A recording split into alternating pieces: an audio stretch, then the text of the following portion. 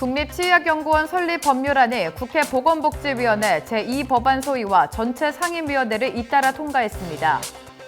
치과 병의원을 대상으로 한 정부의 감염관리 실태 시범조사가 8월 말부터 향후 2달간 실시될 전망입니다. 대한치과병원협회가 보수교육 시행기간 신규 인증을 통과했습니다. AI 기술을 치과 교정에 적용한 연구에서 우리나라가 논문 수와 인용 횟수에서 모두 1위를 기록했습니다. 소방청이 방염 대상 물품 사용 의무화를 기존 의원에서 치과 의원까지 확대 추진할 전망입니다. 의료기기 업체에서 유통된 뼈 이식제를 사용하다 환자가 결핵에 감염, 사망한 사례가 발생했습니다. 시청자 여러분 안녕하십니까? 치의신보TV 뉴스 시작하겠습니다. 치과계의 수건인 국립치의학연구원 설립 법안의 최종 통과가 가시권 내에 들어왔습니다. 국립치의학연구원 설치를 골자로 한 법률안이 지난 8월 23일 보건복지위원회 제2법안 심사소위원회를 통과한 데 이어 지난 25일에는 보건복지위원회 전체 상임위원회를 통과했습니다. 보건복지위원회 제2법안 심사소위원회와 전체 회의에서 가결된 만큼 이후에는 법제사법위원회에서 해당 법안의 체계 형식, 자구심사에 관한 사항을 다룰 전망입니다.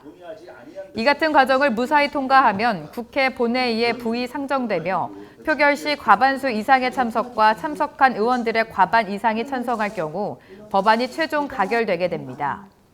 취업은 이 같은 절차가 가급적 빨리 마무리돼 치의학연구원 설립 법안의 최종 결실을 볼 수 있도록 회부 역량을 총동원하겠다는 입장입니다. 이와 관련해서 박태근 협회장은 지난 8월 24일 국립치의학연구원 설립 법안과 관련된 기자 간담회를 가졌습니다. 물론 아직 넘어야 할 산이 높고 험난하며 준비하고 대비해야 할 사안들이 많은 것이 사실입니다. 저 혼자만의 힘으로 이뤄낸 성과물이 아니고 취업회원 모두의 성원과 응원, 그리고 역대 집행부들의 노고들도 충분히 녹아있다고 생각합니다. 대단히 제가 대외 활동하는데 어려운 상황임에도 불구하고 이게 끊임없이 저희들이 접촉을 했었고 또 지난 대선을 거치면서도 양당에 그러한 제안들을 했었고 또 무엇보다도 큰 힘이 되었던 것 자체가 우리 말하자면 K-덴티스트리라는 우리 한국의 치의학 자체, 학문 자체가 대단히 높은 수준이고 또 치과 산업 자체의 어떤 매출액, 이 단어 아니겠지만 최근 몇 년간의 눈부신 어떤 성장세, 또 외국에 수출되는 수출액에 굉장히 급증하는 이러한 것들이 정치권에서 치의학연구원이 더 이상 미뤄질 수 있는 상황이 아니다라고 하는 것들이 많이 반영되지 않았나라는 그런 말씀을 드리고 싶고, 그래서 다음 소식입니다. 치과 병의원을 대상으로 한 정부의 감염관리 실태 시범조사가 8월 말부터 향후 2달간 실시될 전망입니다. 질병관리청은 최근 전국 지자체에 보낸 공문을 통해 국내 치과 의료기관 감염관리 실태 시범조사를 28일부터 오는 10월 31일까지 진행할 예정이라고 밝혔습니다. 치과 의료기관 감염관리 실태조사 체계 마련을 위한 이번 시범조사는 전국 치과 의료기관 중 무작위로 선정된 치과의원 310개, 치과병원 70개 등 총 380여 개를 대상으로 하고 있습니다. 이 같은 시범조사 실시는 감염병 예방법 제17조 및 동법 시행규칙 제15조에 따른 것으로 치과의 경우 올해 시범조사에 이어 내년에는 전체 의료기관 대상 본조사가 진행될 전망입니다. 질병청은 비밀 유지 및 익명 기반으로 분석되며 결과에 따른 불이익도 발생하지 않는다는 점을 분명히 했습니다. 이와 관련해 취업은 실태조사와 관련 회원들의 주의를 환기시켰으며 정확한 실태조사를 위해 있는 그대로 응답하는 것이 2024년 실시 예정인 본조사 기준이 과도하게 높아지는 것을 방지할 수 있다고 밝혔습니다. 이어서 다음 소식입니다. 대한치과병원협회가 보수교육 시행기간 신규 인증을 통과했습니다. 취업은 지난 22일 2023 회계연도 제4회 정기이사회를 개최하고 중점 추진 사안들을 심도 있게 논의했습니다. 이날 정기이사회에서는 치병협이 제출한 인증 신청서를 검토한 후 인증 기준을 충족했다는 공감대를 형성하고 안건을 통과시켰습니다. 또 이날 이사회에서는 각 위원회 업무 보고와 함께 각종 보고 사항에 대한 보고가 이어졌으며 상임 및 특별위원회 구성의 건, 베트남 치과 국제 전시회 참석의 건, 제25회 CSA 연례회의 및 2023 중국 덴탈쇼 참석의 건 등이 보고됐습니다. 이날 박태근 협회장은 내부 결속력을 강화하는 획기적인 대책을 수립하지 않는다면 취업도 와해될 위기가 초래될 수 있다는 심각한 상황으로 인식하고 협회장으로서 회부에 임하겠다면서 새로운 결의를 다지는 의미 있는 이사회가 되기를 희망한다고 밝혔습니다. 다음 소식입니다. AI 기술을 치과 교정에 적용한 연구에서 우리나라가 선두를 달리고 있는 가운데 논문 수와 인용 횟수에서 모두 1위를 기록했습니다. 홍콩대 치과대학 연구팀이 치열교정 및 악교정 수술 분야에 AI를 적용한 연구와 관련해 가장 많이 인용된 상위 100개의 논문을 분석한 결과 이같이 집계됐습니다. 연구팀은 국제 논문 데이터베이스인 웹 오브 사이언스에 검색된 관련 논문 634건을 AI, 교정, 악교정 수술 등 키워드를 기준으로 필터링했습니다. 분석 결과 우리나라가 관여한 논문 수는 28건, 인용 횟수는 595건으로 1위를 차지했습니다. 뒤를 이어 중국은 논문 수가 16건, 인용 횟수는 373건으로 2위를 차지했고, 이어 미국과 일본, 튀르키예, 프랑스, 독일 순으로 집계됐습니다. 특히 서울대는 25편의 논문을 발표해 가장 연구 성과가 높은 기관으로 꼽혔으며, 이어 고려대와 연세대가 13편의 논문을 발표해 공동 2위를 차지했고 전북대는 5위, 원광대는 7위, 이화여대와 경희대는 6위를 기록했고 사위 기관 중 10곳 중 7곳은 모두 우리나라 기관이 차지했습니다. 계속해서 다음 소식 전해드립니다.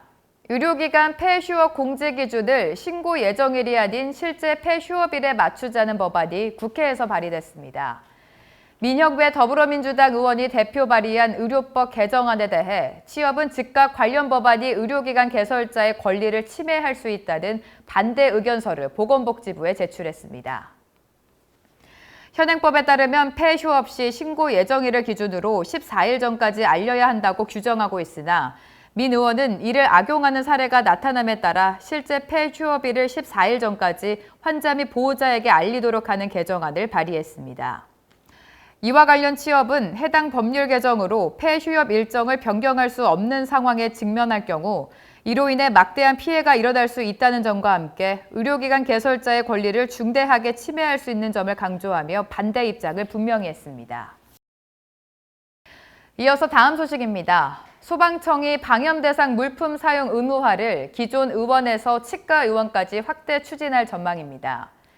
기존 조항은 의원으로 명시하고 있으나 대상이 불명확해 개정하기로 했다는 것이 소방청의 설명입니다. 소방청은 최근 소방시설 설치 및 관리에 관한 법률 시행령 일부 개정안을 입법 예고하고 오는 9월 30일까지 국민참여 입법센터를 통해 의견서를 접수하겠다고 밝혔습니다. 이번 개정안은 방염 대상 물품 사용 대상 시설로 기존 의원에서 한의원 및 치과의원이 추가 명시되는 것을 골자로 하고 있습니다. 이에 따라 방염 대상 물품을 설치, 관리하지 않거나 방염 성능 기준 이상으로 설치하지 않아 적발된 경우 300만 원 이하의 과태료 처분을 받을 수 있지만 기존에 사용하던 물품이나 시설을 철거하거나 교체할 필요는 없습니다. 개정안은 개정 규정 시행 후 신축, 개축, 재축, 이전 및 용도 변경 또는 대수선의 허가를 신청하거나 앞으로 개설 신고를 하는 치과 의원 또는 방염 대상 물품을 교체하는 대상부터 적용할 방침입니다. 계속해서 다음 소식입니다. 택시를 타고 이동하던 중 교통사고를 당한 치과 의사에게 법원이 택시업체가 690만 원을 손해배상하라는 판결을 내렸습니다. 제주지방법원은 최근 택시업체 측을 상대로 손해배상 소송을 제기한 치과의사 A씨의 손을 들어줬습니다. 치과의사 A씨는 광주에서 택시를 타고 이동 중 교통사고로 인한 후유증인 경추 염자와 삼각 섬유연골 복합체 손상 장애로 병원에서 치료를 받았습니다. 결국 A씨는 업무를 수행하기 어려울 만큼 통증이 심해졌다며 택시업체 측을 상대로 소송을 제기했습니다. 제주지방법원은 택시 운전자 측이 교통 상황을 주시하는 등 주의 의무를 위반한 만큼 책임 비율을 80%로 산정한 690만 원 배상 판결을 내렸습니다. A씨가 치과 의사 직업상 손목 부위 퇴행성 파열이 발생할 가능성은 물론 해당 부위가 외상에 취약할 수 있다는 점을 근거로 삼았습니다. 재판부는 사고 발생 경위, 책임 비율, 후유장애 부위 및 정도, 치료 경과, 손목 통증 등 원고의 직업 수행에 미치는 영향의 정도 등 재반 사정을 참작해 위자료를 정했다고 밝혔습니다. 계속해서 학술대회 소식 전해드립니다. 경기국제종합학술대회 및 치과 기자재 전시회인 가맥스 2023이 새로운 패러다임을 구축하고 한 걸음 더 나아갈 전망입니다. 가맥스 2023은 Keep Going, Better 가맥스라는 슬로건을 걸고 오는 9월 23일과 24일 양일간에 걸쳐 서울 코엑스에서 개최됩니다.